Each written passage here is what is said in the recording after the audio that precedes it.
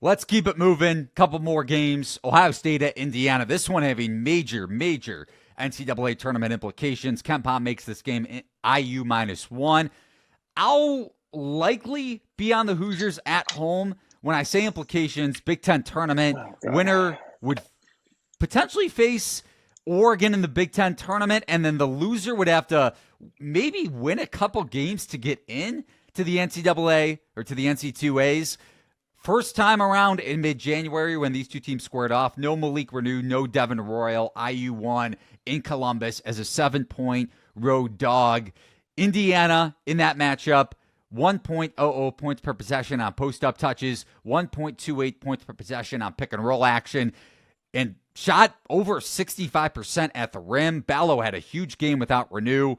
So did Mbako off of some high-low action with Ballo, too, for that matter. And over the last 10 games for Ohio State, they're allowing opponents to shoot over 68% at the rim. That in the 7th percentile per CBB analytics. I think IU dominates at the rim again. The question is, does Ohio State have a lot of success against IU's drop coverage? But Indiana's lineup change, man, I know I joked about this a couple episodes ago. Does Indiana fit that mold of a team that could go on a late season run? They're playing like a team with no pressure. Mm-hmm. They're playing like a team that is rejuvenated off of the lineup change with either Ballo or Renew coming off the bench or playing 4 out, 1 in.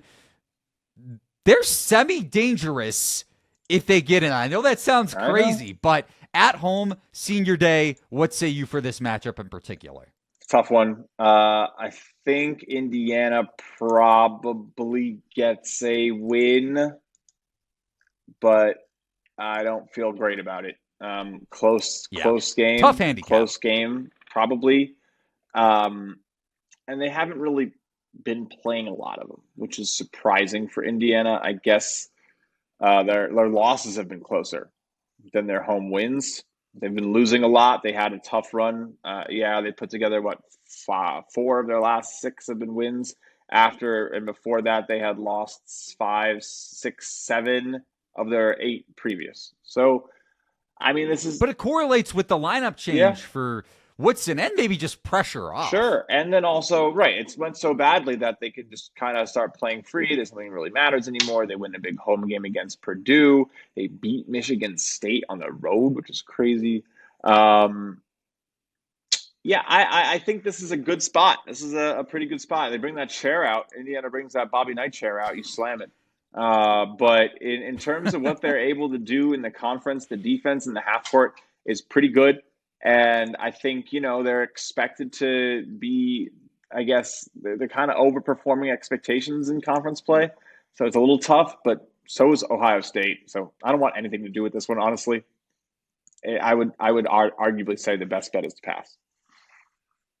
Yeah, I mean, there's no lack of motivation for either team. Yeah. So it's not like a Houston Baylor or a Marquette St. John's.